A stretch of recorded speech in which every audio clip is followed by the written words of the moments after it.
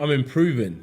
So, like, away from sport, even though I use sport as my life purpose, I'm improving, which is good, and I feel like that gives me purpose. So it's just kind of my sports life and my personal life just marries together well. When I was 18 and I wanted to sort myself out, and I kind of looked at my life, I found sport, and it taught me a lot. And I feel like that's the reasons why people would say, oh, listen, you should go on holiday or you should do that. And I'm like, nah, like, I'm cool. Like, it's not that I find gym a chore. Like, I'm someone that you need to get out of the gym. I actually love it. I wanted to be successful by any means. By any means, I had that ambition in me. Didn't know where to put my ambition or my hunger. So whatever was out there with my mates or what we was up to, you know. I moved out when I was about 16, so I was living on my own for like 2 years. I got banned from Hertfordshire, my local area, for a year. For what? I was on tag for a year. Yeah, I was on tag for all sorts. And then I moved up to London with my parents. And at that time I was in routine because I had to be at home every night at 8 o'clock. My main plan, I started going gym, lifting weights. So I said, when I go back to Hertfordshire, I want that respect of my friends, of my peers. So I want to go back a new man. I come from a good home, you know. My mum raised me really well, you know.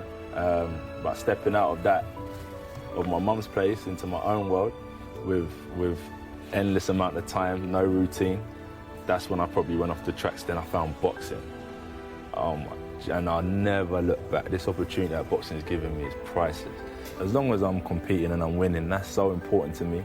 That comes first. And the people loving me or hating me, I can't decide that, but all I can do is be myself and do what I love to do. Words can't describe how much I love this sport and what it's given me. And I thank my cousin for taking me down the gym as well, my trainers for turning me into a champion. Most definitely the heavyweights that come before me, that's who I used to watch. Well, that's who I still watch now. You know, before I go into sparring, before I go into my bouts, these are the guys that I watch. And I think, you know, that's good. Maybe if I could use it on my way up, that's going to benefit me to beat whoever I've got to compete with. Someone asked me the other day, what does it take to kind of be a champion? I don't know.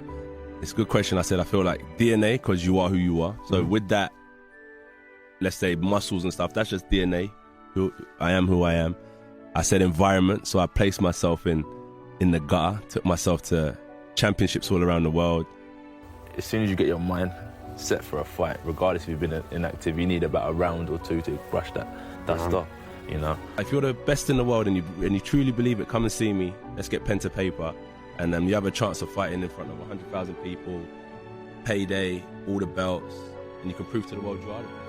It's been a bit difficult. But that's what I love about boxing is like, I used to borrow my cousin's shorts, a pair of trainers, and then the club would just have some boxing gloves, and I found real like peace and tranquility in there. And it was like I just couldn't wait to go back. The weird thing is that something so simple gave me so much joy. Yes. And that's why, for me, even though boxing is like a gutter sport, and it's not like a Formula One type of sport or a golfing type of sport, but I have to keep a professional mindset and really focus as a professional if I want to achieve in this game. I feel like I'm bringing something back to the hood. You know what I'm saying? Back to the boys. And we call it the hood because that's just what we called it. Of course. And I'm just bringing something back now, and I feel like I'm fighting because I want to lift up Watford and the boys from there as well. Hopefully we can do some business together and do something positive in our community. I started boxing, then a year into boxing I came up to Sheffield. So in a short space of time, my life I just distanced myself.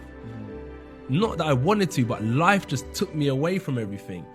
And then I feel like after 10 years, honestly, I've reconnected with my whole squad again. I wanted to advance financially before my time, so you make silly mistakes and stuff like that.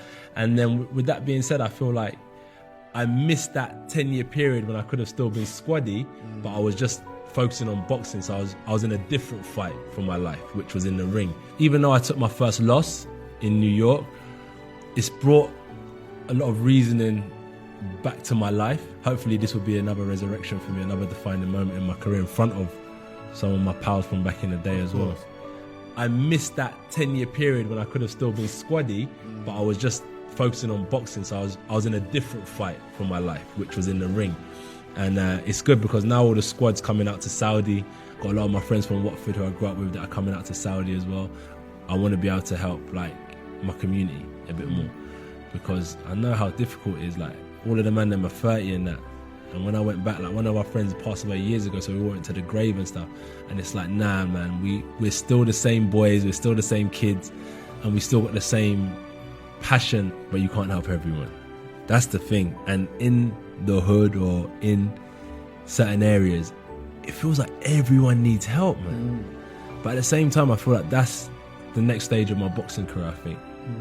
Like, initially it's about family. Now I want to go into the next step of my career where we need to do a reunion of what it once was and get everyone back, and we can start making it a monetary system where we can start generating income. I have to use my sports as an influence to the community. So the same friends that I grew up with that are still on, like, whatever they're on or still around the area, I don't want to leave them there. So a lot of them are coming to Saudi. So the best thing I can do is give them an experience to leave their local environment. That's what boxing done for me. Thank God that I found it, because number one, it took me away from Watford. Number two, it brought me to Sheffield. I would have never come here. I would have never been going Saudi in my life. And that's what I'm trying to do for the boys now. So through boxing, hopefully, if it's not just through the fights, if there's a premiere where we might go watch an Idris Elba film and we get to shake hands with him, that might inspire one of them who's into acting. Do you know what I mean? So this is what we need to start doing, and that's how the olders pass the right knowledge onto the youngers. It doesn't matter where you start, it's what your ambition is in the long run, and that's why hopefully we can all make a positive change. Like, all of the boys I'm around now, they're not bad people, but it's not been easy for us, and we're all pushing to make a better change. Like, we have to work as if we had another hour.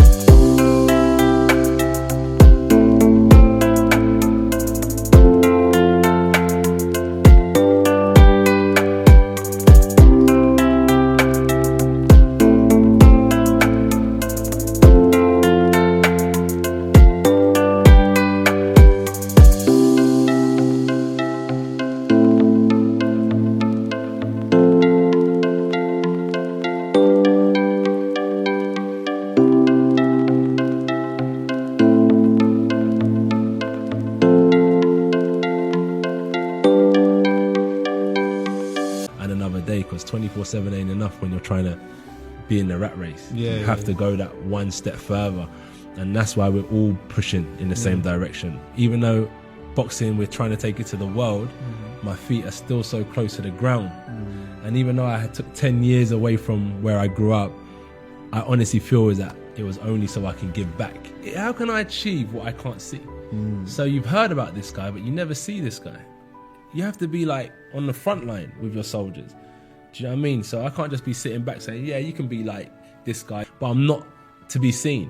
That's why it's important to be front line with your squad, and be in Watford, be in London, be in Finch ABC, Man Mitchell Gym, where kids can touch you and speak to you. I think it's so important, man, and that's where you would find me. Like, I don't hide, I'm not in no plush gym. Even though I've been at a high level for a long time, I'm still learning on the job. So I've had to learn about what works, and after my last loss, it gave me a real minute to reflect, and I changed up some other things as well, which has obviously resulted in a different body shape physically. Like, my job's physical, so physically you can see the changes. Whether they're motivational speaker talking about setbacks and failures, which previously didn't have no relevance to me because I'd never taken a loss as a professional, but they would all talk about how the setbacks make them what they are. And then I'd look at some of my greatest of champions in the history of boxing. The thing that motivates you to win is probably the fear of losing. That fear of losing is what drives me to train. So I always understood it. And, you know, I always look at like my greats and the people who I admire and stuff. There's always things that you could change. But at the time, you just have to take it like a man and congratulate the other person and move forward. And I feel like, for me, I feel like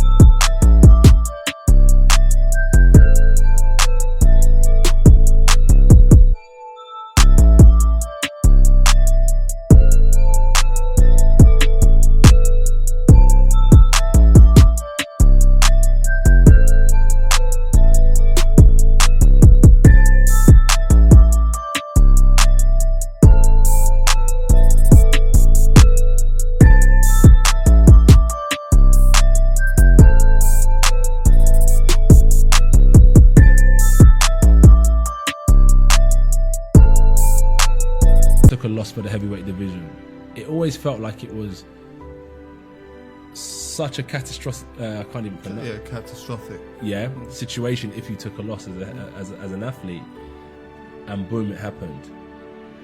And one thing I knew is that you just have to take it like a soldier, and there's no complaining. And I felt it was important for me to handle it like a true champion. In good times and adversity, handle it like a champion. And I feel that was the message I wanted to get across through the bad times, is that you can still walk with your chin up and your back high. Do you know what I mean? You should never shy away from these type of situations. And we go again. Out of such a drastic and bad situation, flip side, there's a massive positive that I get to fight for the heavyweight championship of the world. Everything I've had in me has always been there. It just needed fine tuning. So everyone's like, oh, we're seeing a different Joshua. I'm like, you're not seeing a different Joshua. You're seeing what was already there, but just fine tuned.